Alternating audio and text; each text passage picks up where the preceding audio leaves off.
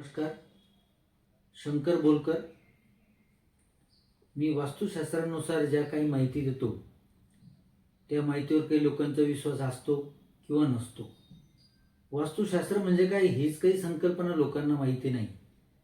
पण असेच माझ्याकडे आज योगायोग भेट झाली. असे आमचे लक्ष्मीकांत महाजन यांची काही वर्षापूर्वी अशीच कंडिशन होती की यांचं हे फार काही अडचणीत म्हणजे यांनी खूप माझ्या अशा साऱ्या समस्या माझ्या पुढे मांडल्या. तर त्याचे उत्तर मी त्यांना प्रश्न विचारत गेलो, ते मला प्रश्न विचारत गेलो त्यांना मी, आणि त्याचे उत्तर पण त्यांना सांगत गेलो. तर त्यांचा विश्वास त्यावेळी नव्हता वास्तुशास्त्रावर, कारण की ते अशा लो फॉलला गेले होते की त्यांना काय करावं हे सुचत नव्हतं, त्यातून मार्गदर्शन मिळत नव्हतं. पण मी त्यांचा बराचसा जो कॉन्फिडन्स आहे तो मी चांगल्या लेवलला आणला आणि तिथून पुढे त्यांचा थोडाफार विश्वास त्यांनी ठेवायला सुरुवात केली वास्तुशास्त्रावर. आता आपण त्यांच्याकडनंच ते ऐकूया. लक्ष्मीकांत महाजनच आपल्याला सांगतील. पण तुम्ही जेव्हा माझ्याकडे आले होते तेव्हा नमस्कार, आपण जेव्हा तुम्हाला सांगितलं होतं बाबा वास्तुशास्त्रानुसार तुम्ही ह्या गोष्टी करा, तर तुम्ही काय बदल केले किंवा तुम्हाला त्याचा काय अनुभव आला? सर्वप्रथम मी माझा परिचय करून देतो. मी लक्ष्मीकांत महाजन, व्यवसायाने बांधकाम व्यावसायिक आहे आणि माझं शिक्षण BE मेकॅनिकल झालेलं आहे. कोरोनाच्या आधी 1-2 वर्ष शंकरराव तुमच्याशी जशी चर्चा आली त्याप्रमाणे माझी फायनान्शियल कंडिशन, नंतर माझ्या घरात असलेल्या ज्या काही समस्या होत्या, आरोग्याच्या समस्या, त्या अगदी भीषण होत्या. या व्यतिरिक्त माझी जी काही प्रॉपर्टी अटकलेली होती, प्रॉपर्टी म्हणजे मी काही प्लॉट घेतलेले होते, त्याचे व्यवहार होत नव्हते, पूर्ण गुंतवणुकीत झाली होतं. हे सगळ्या समस्या मी तुमच्यासमोर मांडल्या.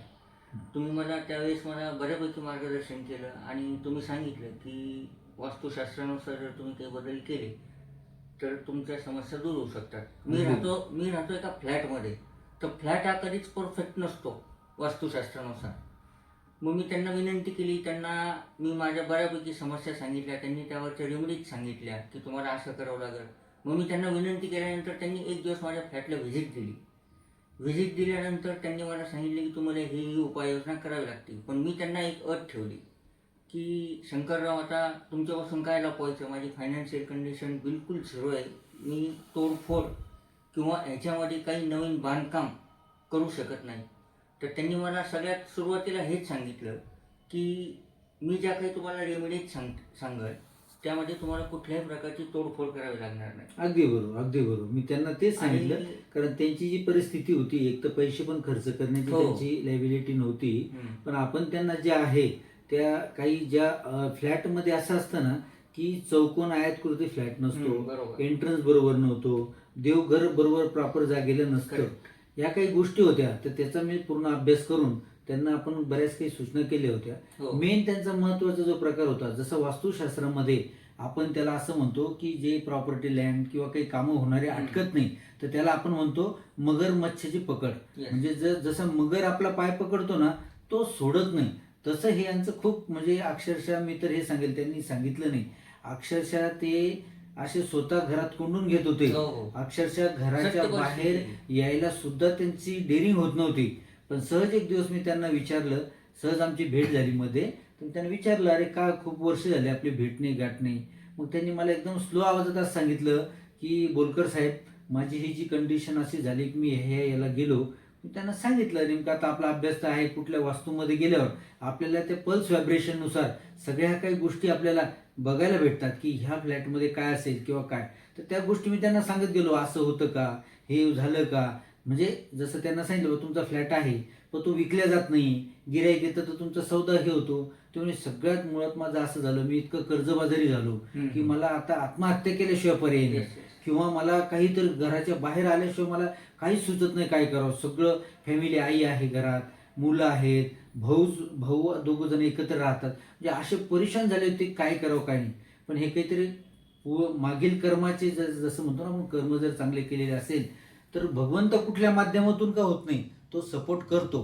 आणि त्या माध्यमातून मी त्यांना जे काही गाईडलाईन केलं, तर त्या सगळ्या रेमेडीज त्यांच्याकडे पैसे नसताना सुद्धा त्यांनी माझी वास्तू परीक्षण करून घेतलं, त्याची फी त्यांनी अक्षरशः मला दिली.